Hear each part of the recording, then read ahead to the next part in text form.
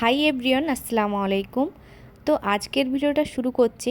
অনেকে আমাকে জিজ্ঞেস করেছে যে সৌদি আরবে থাকতে গেলে বা বাহরিন বা যে কোনো আশেপাশে যে দেশগুলো রয়েছে, জর্ডান, সেই দেশে থাকতে গেলে কত টাকা বা কত রিয়াল খরচ হতে পারে। অনেকেই পরিকল্পনা করছে দেশ থেকে কিন্তু বিদেশে আসার, তাদের কিন্তু একটা অ্যামাউন্ট লাগবে যে এখানে ভাড়া থাকতে গেলে বা একসাথে থাকতে গেলে কীরকম কী খরচ হয়। তো এই যে দেখতে পাচ্ছেন যে আমি এই বিল্ডিংটাতে রয়েছি, আর এই বিল্ডিংটা হচ্ছে 4 তলা। তো আমি 2 তলাতে থাকি। তো এই জায়গাটা একদম মেন রোডের পাশে। তো এখানে যেহেতু সব কিছুই পরিব্যবস্থা সব সুন্দর, এখানে কোনো অসুবিধা নেই। বাস স্ট্যান্ড রয়েছে, তারপর যে কোনো সুন্দর সুন্দর জায়গা এখানে রয়েছে। তো এই জায়গায় থাকতে গেলে কিন্তু বাসা ভাড়াটাও কিন্তু বেশি। আর যারা চায় যে একটু ভিতরের দিকে থাকবে, তাদের ক্ষেত্রে কিন্তু বাসা ভাড়াটা অনেকটাই কম। আর কেউ যদি চায় যে একটা রুমে আমরা 4 জন থাকবো, ছেলে মানুষেরা অনেকেই থাকে একটা রুমে 4 জন বা 6 জন, তাদের ক্ষেত্রে কিন্তু বাসা ভাড়াটা অনেকটাই কমে যায়। কারণ তারা হয়তো একজন 100 রিয়াল বা 200 রিয়াল দিয়ে একসাথে জমা করে কিন্তু বাসা ভাড়াটা দিল।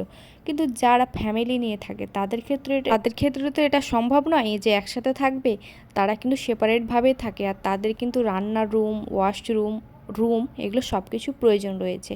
তো সেই হিসেবে কিন্তু আমরাও থাকি। আর আমি প্রায় 7 মাস থেকে থাকছি।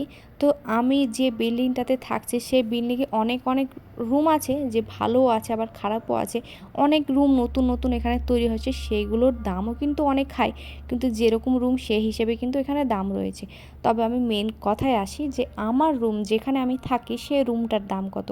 আমার রুম রয়েছে একটা রুম, অনেকটা বড় রুম, আর একটা ওয়াশরুম আর একটা রান্নার রুম, মানে রুমের সাথে কিন্তু এগুলো অ্যাটাচ রয়েছে। তো এটা আমরা প্রায় 1200 রিয়াল দিই, মানে ইন্ডিয়ান প্রায় 25,000 টাকা। আর বাংলাদেশেও এরকম সামথিং কিছু হবে, 26-27 হাজার হয়তো হবে, বা কম বেশি হতে পারে।